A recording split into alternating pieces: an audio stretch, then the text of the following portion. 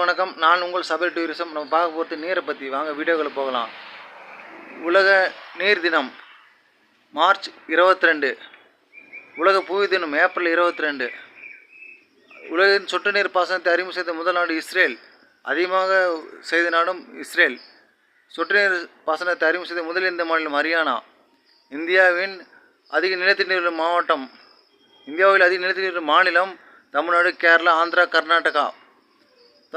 தமிழ்நாட்டில் அதிக நிலத்தடி நீர் மாவட்டம் தருமபுரி, கிருஷ்ணகிரி, காஞ்சிபுரம், செங்கல்பட்டு வட மாவட்டங்களில். மேற்கு மாவட்டங்களில் கோயம்புத்தூர், நீலகிரி, ஈரோடு, நாமக்கல், கரூர், திருப்பூர் ஆகிய மாவட்டங்கள் உள்ளது. தென் மாவட்டங்களில் முல்லைப்பெரியாறு, தேனி மாவட்டம், வைகை, மதுரை மாவட்டம், தாமிரபரணி, திருநெல்வேலி மாவட்டம், தென்காசி ஆகிய மாவட்டங்களில் நிலத்தடி நீர் மாவட்டம் அதிகம் உள்ளது.